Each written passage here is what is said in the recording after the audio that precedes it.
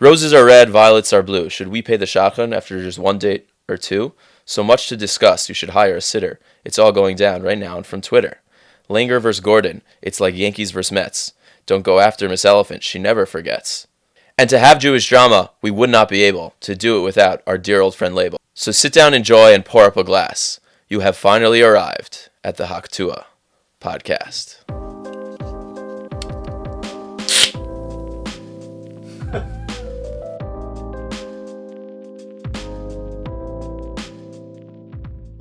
Hi, I'm Dovie Newberger, and welcome to the first ever episode of the Hock Tuah podcast, the first and only episode dedicated exclusively to the meaningless yet wildly entertaining bregas of the Frum community.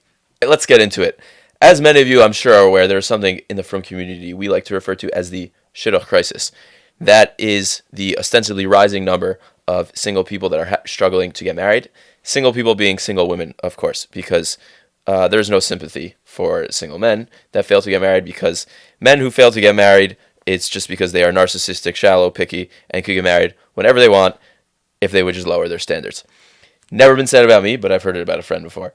As we tend to do in the Jewish world when we have a problem that we cannot fix, we throw a little bit of money at it, but if that doesn't work, we hire 10,000 women to go to the kotel and say nishmas for 30 days straight and throw a little bit more money at it. If that still doesn't work, we pull out all the stops, and if nothing works, we do a podcast about it. This past week, the Living L'Chaim media conglomerate did a podcast. If you don't know what Living L'Chaim is, it's like Barstool Sports if Barstool Sports was run by Uncle Maishi. They did a podcast where they brought in 4 world-renowned shadchanim to discuss and unravel the problems and frustrations facing the shidduch world at this time. It was a 2-hour podcast. I did not watch it. I don't plan on watching it. But the segment that is important that I will link below, and I will play a little bit of it here, was a 3-minute clip, now being dubbed the clip heard around the Welt, where one of the shadchanim, a very world-renowned talented shadchan, Lisa Elephant, discusses the problem facing shadchanim nowadays, the general mistreatment and lack of recognition and lack of appreciation towards shadchanim, which I totally agree with. But the part that is attracting the most attention that we're going to discuss here is a little bit within that piece. She talked about different things. She talked about not paying the shadchan on time. She talked about getting gifts when shadchanim need real money. There was a point where she mentioned the idea that people should be paying a shadchan after 1 or 2 dates, and that's kind of what sparked this whole controversy.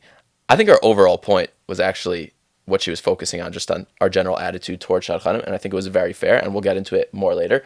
But of course, nobody does that. They just pick the weakest part of someone's argument and harp on that and go off on that. So, what happened? The great Jewish redheaded thought leaders of our time, Nachi Gordon and Leibel Wiener, took to Twitter to form the greatest Gingy army since the Weasleys were fighting the Death Eaters against Harry in the last Harry Potter.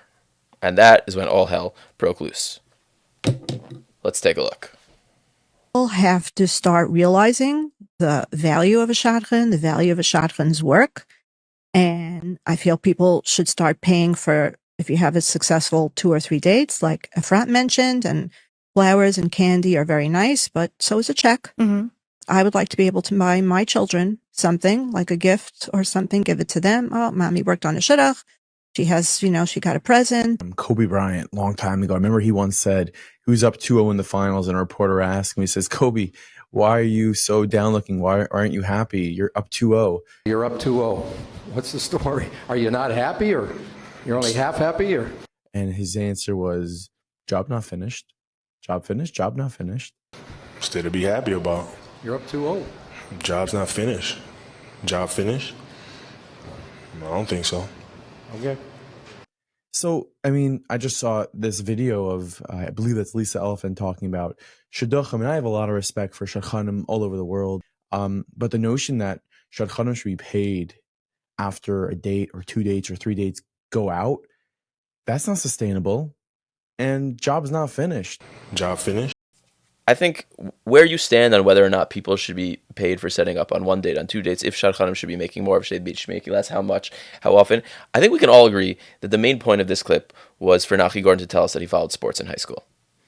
I think we could agree on that, which we all knew he followed sports in high school because we were there when his uncle played quarterback for the Bengals. That's neither here nor there. Let's get back to the fun. So the one rule Nachi obviously forgot about Shadchanim is that an elephant never forgets, as I mentioned. So Lisa Elephant took to her WhatsApp to defend herself. Let's take a look at some of these WhatsApp slides. Hey, Meaningful Minute, you are not so meaningful to many of us anymore. Sorry, we'd prefer inspiration for the nation. In case you are not up on the Jewish podcasting hack, there was one Meaningful Minute podcast, and Inspiration for the Nation. The podcast that this was aired on was a break-off a few years back. Very important stuff. Please don't post me on your IG. You don't have my permission. Okay. She goes on to say, sending brachos and love to all my family and friends. To those who criticize and slander, we will continue to do our holy work. Definitely holy work. And though it is hard to watch yourself be in that position, it just strengthens us. And then one final post before Shabbos. She posts a picture of Powder Puff Girl. Me right now, seating Ufruf. Podcast politics, but I got my manicure. I'm rock solid. If someone can confirm that her manicure was indeed rock solid, I would appreciate it, because I am skeptical given all that she's had to put up with in these past couple of days. Then Nachi takes back to his story, and please bear with me on this back and forth. So how was everyone's date today? Smiley face emoji. What? Like, I don't know. What does this even mean?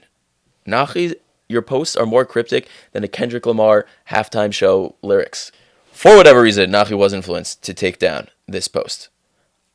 I don't know what went into that. Maybe it was the Illuminati machine of Jewish podcasting got to him and influenced him to take down the post. But, of course, some of you may remember my old buddy, a nice, Adel little guy named Label Wiener, took to Twitter to ask Nachi Gordon, why did you pull the Lisa Elephant clip down? Would love to hear why you won't stand behind your post, at Gordon770.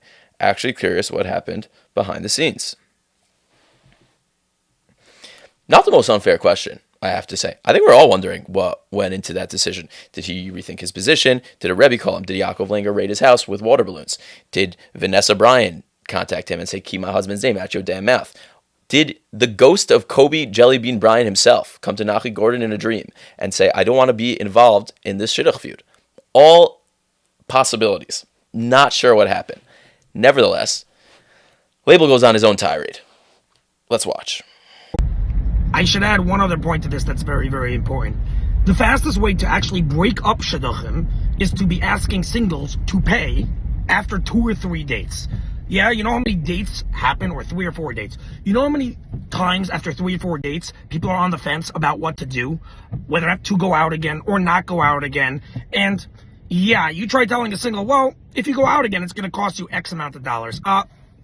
I'm not interested. Bye-bye, have a nice day. It's just a great way to definitively end things. Okay, I'll get into this a little bit more later in my own rant. In short, this is a fair point.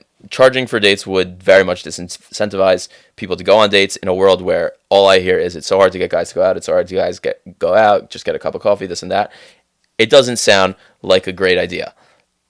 Do I think if you're a guy and you understand how human beings work and you're smart, that if a shadchan is setting you up and you show your appreciation and another guy doesn't show his appreciation, will she subconsciously think you are a better guy? And then the next girl that comes to her door, she'll be more subconsciously inclined to set you up because she thinks you're a better guy. Yes, that is very human, and understanding that you could use to your benefit. So now you guys are all going to attack me now and say like, oh, but then we should ban it because it's not fair to people that can't afford to do that. Yes, in theory, you're right, but like we've had this conversation with bar mitzvahs, weddings, vacations. It is much harder to be poor in the frum community when rich people get a lot more things. Yeah, it's an old problem, and we're trying to solve it all, but like I don't see why this more than that. As an aside, in this case, I don't think it's worth getting upset about. Yeah, we probably shouldn't be paying shotgun for 1 to 2 dates. I think it was a small part of her point to her overall point. And it's just like, it will never happen. It's not realistic. There will always be a shadchan. There's no exclusives in shidduchim, right? So there will always be a shadchan that could set you up with that same girl or that same guy and not charge you for the first 2 dates. I just don't think it's worth getting worked up about. Like, this is never going to happen. It's not realistic. This whole argument is just a moot point. Here's where I really disagree with Label, though. In his next part, and I don't mean to harp on Label because this is what I've heard from literally everyone that I talk to about this, and I just don't understand this point at all. Let me play this part for you. Lastly, I should add, I understand the idea if a shotgun has been working with a family for a long time and it's an ongoing process of like, you know, obviously being quote unquote generous to the shotgun, etc. Of course, getting them gifts, showing them your appreciation. I'm all for that, even if an engagement doesn't happen. So maybe you want to buy them, a nice bottle of wine for Shabbos, or whatever and show your appreciation. But that's very, very different from saying that I want cash, right? That means you want money. That's what you want. You don't want my gift. You don't want to see my appreciation and feel appreciated. You just want money because money is what you're looking for, as opposed to I'm doing this for the chesed and oh, it's so nice. I really feel appreciated when you send me a nice gift. And this is just basics. I have no doubt that majority of people feel similarly to me, for sure singles and most people who are seeing this entire picture, that they would agree with me, but no one will say it. That's the biggest problem. No one will say it, and it's going on and on and on, and it's just enough. At a certain point, it's enough. The shachonis is not an industry, okay? It's a chesed space. Wrong. Again, Label's not the only one with this opinion. Everyone I talk to has this opinion. I don't know where it came from. This is an epidemic for sure in the modern Orthodox community, probably also somewhat in the yeshivish community. I don't know where this started. Shidduchim, were there always people that did shidduchim as a chesed? Yes, of course. It's a very nice thing to do. Shadchanas as an industry, as a business, was always a thing. In the shtetl, there was a baker, there was a rav, there was a butcher, and there was a shadchan. And that shadchan got paid.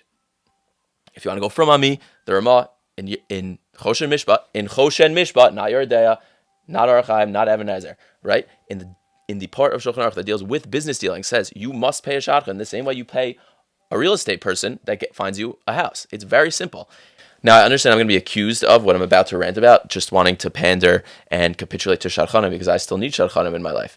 And if you're accusing me of being willing to not totally represent myself because I want to be in the good graces of shadchanim, because I want them to like me, to set me up with people, you are 100% right. I would 100% do that. It happens to be, out of everyone that's commented on this, I think I use professional shadchanim the least. I don't never use them. I use them sometimes. You don't have to believe me, but this is really what I believe, and I'm going to explain why.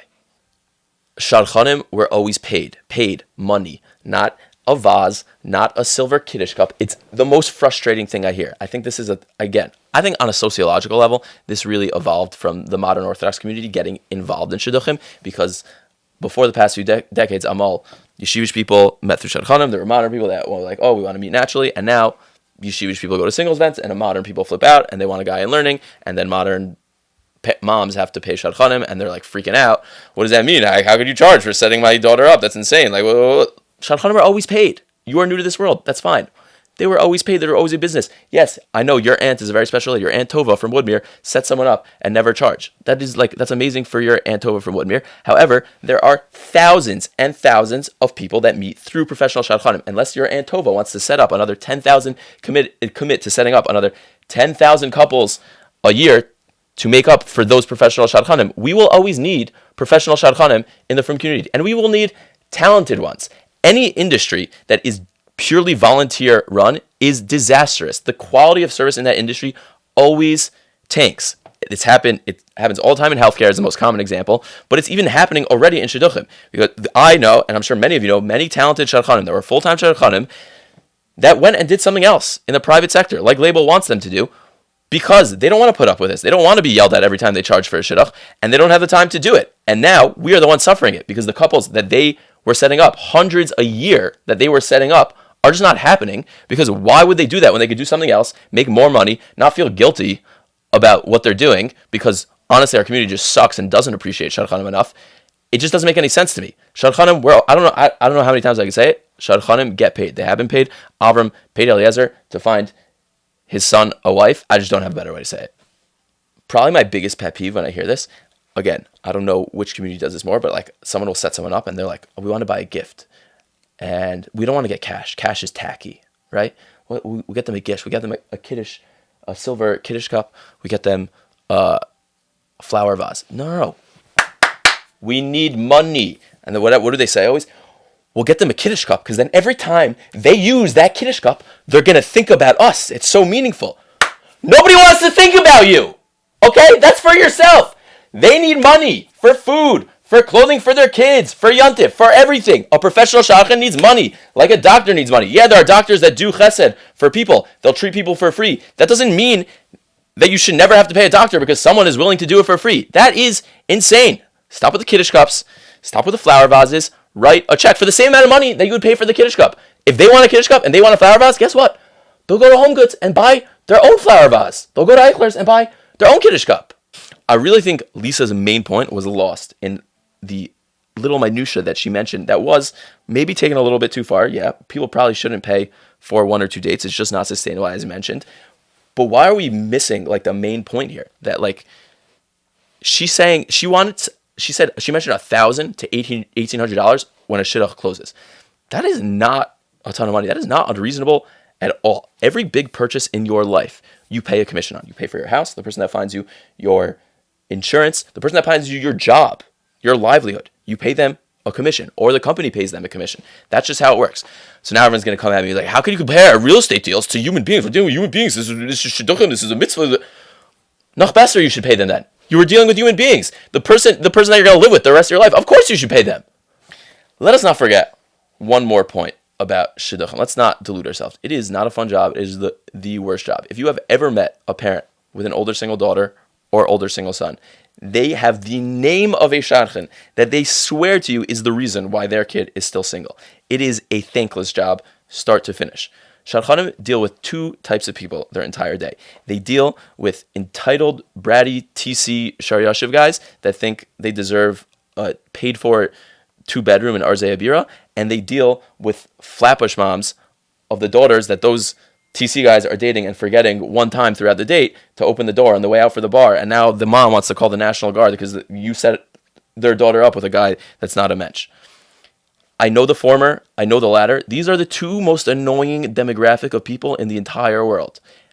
Anyone who is willing to put up with them, to set us up, to set our kids up, to get people married, deserves a lot of money. Okay, now we get to the hard part, and this is difficult. Are there people that can't afford to pay a hefty shidduch price? Yes, there are a ton of people. I don't understand why the response to that from so many people, and again, we touched on the point of 1 to 2 dates. That was an exaggeration. I don't even know if again, we touched on the points of 1 to 2 dates. You shouldn't have to pay for that. I think most people agree to that. If someone disagrees with that, it's not a big deal. So you go use a different shadchan. Okay, so that's her opinion. Like, it's not worth losing our temper at her. Her bigger point is true. So what do we do with people that can't afford it? I don't have the answers to everything, but there are people in the frum community that can't afford therapists. Do we say that all frum therapists should never charge anyone then? Of course not. We have services that people need, and then when there are people in need that can't afford those services, we raise money for them to be able to afford those services. I do think it should be some sort of sliding scale, right? The same way a Rebbe who buys a split level in Muncie, $100,000 house, pays a commission that's going to be much less on that house than someone who buys a $4 million apartment in the Diamonds. Their commission is. So someone actually suggested a couple of years ago do a similar thing with weddings, and I don't think it's a terrible idea.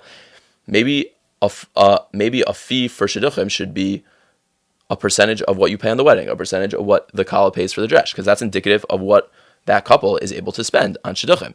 And if someone is making a takana wedding and they're paying $12,000, they should pay a very little shadchan fee, because that's indicative of whatever they can afford. And if someone can't even afford that, and they're collecting money for their wedding and the money's being raised to pay for them, so then we should raise money to pay the shadchan too. It's part of the cost of the wedding. A wedding has a Masada Kedushin, a wedding has a band, a wedding has a caterer, a wedding has flowers. You know what else a wedding has? A shadchan. Okay, then we get to the argument of, but basically what you're saying is that we're incentivizing people to only focus on the rich people and set up their kids. Like, we're not going to solve income inequality in the Jewish community. It will always exist. Yes, that is a problem. I'm acknowledging that. That is a problem that has existed and continues to exist. We're not we're not adding to that problem. Already there are shadchanim that only focus on wealthy people. Okay. In closing, all I'm saying is that there is a big problem that we do not pay our shadchanim sometimes ever. We don't pay them on time. We don't pay them enough, and it should be standard in the community. Even if someone doesn't do it for full time, I think it's actually, I'm not to get from you, but I'm getting a little from you. I think the Gaon writes that even if someone who doesn't do it full time does it as a chesed, you should still be paying them if that's the minhag to do so where you live. And it certainly is enough of a minhag that we should be making it more stream. Was the 1 to 2 date pay the shadchan rule a good idea? I don't believe it was a good idea, but I think we were unfairly honing in on that when her broader point was much more important and much more relevant. Like, it's just irrelevant whether or not you like. So she said you should pay the shadchan after 1 to 2 dates. It would never happen, and you could always go to a different shadchan. And if she wants that and she's upfront about that, that's fine. You have the right to know that and then go to a different shadchan. That's not a big deal. I think it's a bad idea. But shadchanim are an abused group, and they deserve a lot more money than they're ever going to get. To close on a more positive, fun note, in other news, I just heard that Flatbush Girl is indeed taking on Bianca Censari, Kanye's wife, Kanye's soon-to-be ex-wife, as a client. She is instituting a mikveh strike in the entire black community until Kanye agrees to give a get. Protests will commence outside all weave shops throughout Harlem and Upper Manhattan. Please hit the link here for more info on those protests. I will see you next time on the Hock Tuah podcast.